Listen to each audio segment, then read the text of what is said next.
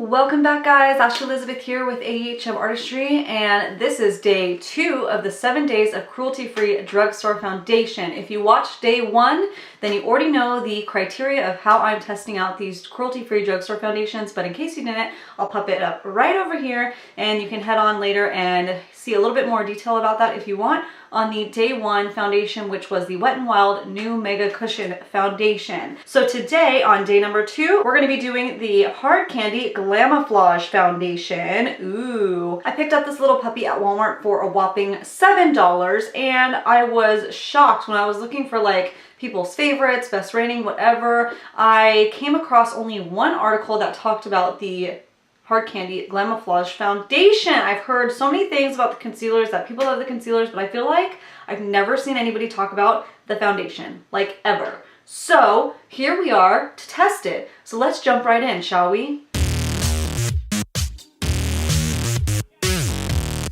All right, first off, it is 1.1 fluid ounces, which is pretty decent. That is pretty standard for foundations. Ooh, little pump top. It is a plastic packaging, which is totally fine. You get what you pay for. And this little cap with all the little heart details is so cute. I actually really like the packaging. It seems very easy to travel with. And I picked up Shade Light. And I'll pop up a picture right here of the shade range that they had at Walmart. And I also looked on the Hard Candy's website and they have the same shades there. So 9 shades to choose from is not a great selection. So they do have ones lighter than this shade, and then they have this light one and then maybe a medium, and then you can see it goes to a tan and then a darker one. So far I'm seeing a recurring theme with this issue here of shade selection. Let's see what this says. This says it's a transforming liquid to powder foundation that is supposed to absorb oil, camouflage imperfections, and deliver long-lasting velvet finish. Skin perfecting fluid contains superfine pigments for seamless full coverage look without looking caked on. Used with kaolin clay, which is great for oil absorption, and it's supposed to last 12 hours. So I will do an 8-hour check-in, and if it's looking good, then usually if it looks good 8 hours, 12 hours is usually okay. Okay, so as with my criteria, I am priming half my face with primer and then I'll leave the other side bare. I'm just gonna use my Smashbox silicone-based primer because the ingredients on this Hard Candy foundation are more silicone-based, so those will blend better together. Apply evenly to your face with your fingertips, or you can customize your camouflage by smoothing it on for medium coverage or patting it for flawless cover. So I'll start with the sponge and let's see how it goes. And look a little, kind of look like Dopey right now from Seven Dwarfs, and let us apply. And then I'm gonna put it on the back of my hand here. Let's hope this is a right shade match. It is so hard shade matching without a tester. Like, it's crazy. It's kind of like a typical foundation smell. A weird undertone, but nothing chemically, so that I'm already happy with. Let's tap it out. So far that's nice, blending out nicely. Ooh. By the way, I have dry skin, so usually matte foundations are still okay on me. Sometimes they look really dry at first, but then after, I would say about an hour, everything kind of evens out, so it's nice. So I'm not scared of matte foundations even though I have dry skin. Maybe I should be more scared of them, but I tend to do fine. I just won't powder as much with matte ones. I want to see how the brush does, so let's use the brush up here. It's liquidy but creamy at the same time. It's not runny, like it's staying on my hand, no problem, and not slipping off. So I love the texture of it.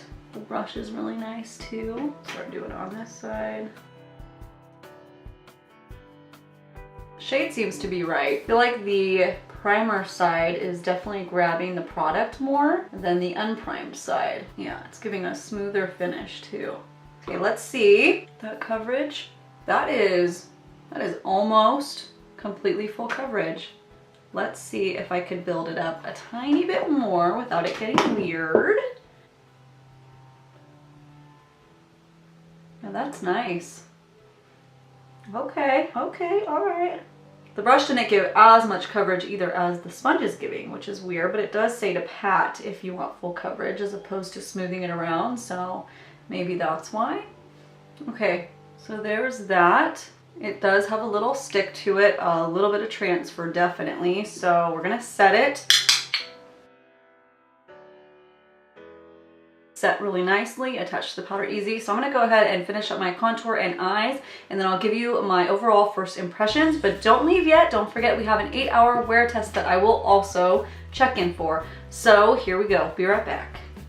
All right, here we are with everything finished off for my face and eyes, and I just took a really good look in the mirror and I evaluated my skin and how my foundation looks with everything. So first, the positives. The positives are my pores look awesome. They don't look exaggerated. They don't look crazy. They look just how they are. So that's really hard to find in a foundation, first of all. Second of all, it is a mattifying foundation, so I'm not shiny at all. There's no hydratingness to it. The only shiny areas I have are where my highlighter is. So for the oily skin gals, this might be something worth trying. Now, the areas that are negative are the area around my eyes is slightly separated. And you know what? It's actually gotten better from when I first applied it. To do my contour and everything, I noticed it was kind of separating, but it's kind of settled a little bit, and I'm wondering if it's just like the highlighter that kind of shifted a little bit, but it's, you know, it's a little bit shifty. Yeah, but it's starting oddly enough to settle and look better. You can kind of see it. I don't know if you can see it on this side, like in the crease area. So I did put a little tiny bit of concealer right under my under eye because that's the only area that I felt like needed it. I didn't really need any of the other areas because the coverage was so good and it was so buildable. And that was the other thing too, is as far as finish goes, I feel like the primed and unprimed side are exactly the same, but I used a lot less product on the primer side. It felt like the product was sticking a lot better and keeping the concentration of the coverage. And then I have a little bit of redness on my nose coming through already, and slight separation, so that might be a trouble area. And then my other area that usually gives me trouble is around the nose, and this isn't super dry and flaky like some foundations can be. This one isn't bad. The only thing I will say, in the future when I use this again, if I use this again, if all goes well after 8 hours, then I would definitely use a hydrating setting spray for my skin type since I am dry, because I think that my skin would benefit from it. And the areas that are patchy, I can spray it right when I apply it, buff it out, and then it'll be a little more fluid and nice and seamless. All right, let's go ahead and see how this wore after 8 hours, okay? All right, so it's been 8 hours now, and I just took a really good look in the mirror, and what I have to say is, wow. You guys, this held up very, very well. My pores still look really, you know, diffused, nice. I'm not oily at all, not greasy. So I think people with really oily skin might want to give this a shot. It's very nice. The only caveat that I have is my under eye area and like around my fine lines. So it's weird. It's not patchy. It is a little patchy, a little tiny bit like separated, but it's definitely settling into my fine lines. As you can see, like, ooh, not pretty at all. So the solution to that, I think, would to be do the foundation but avoid the under eye area all the way around the orbital bone, and instead use my Tarte Shape Tape there, because the Tarte Shape Tape is a little more hydrating than the Urban Decay All Nighter Concealer. So that would be a good solution to make this totally workable. My lines on my forehead aren't too bad, and the nose area is not as bad. The tip of my nose is fine, not smudgy or anything like that. Overall, I've used worse high-end foundations for sure, and this one is not bad. And again, it's only $7. Thank you so much for watching my day 2 of 7 days of cruelty-free drugstore foundations. Ooh, I'm having so much fun doing it. So cool, and I'm so excited to show you guys what these have to offer. You guys don't forget to go down and hit my little subscribe button. I have 5 more days of this cruelty-free drugstore foundation videos to serve to you, and you want to be notified as soon as I post it, and you don't want to miss not even one, because I got a lot of cool ones coming up. So thank you so much again, and have a great, lovely day.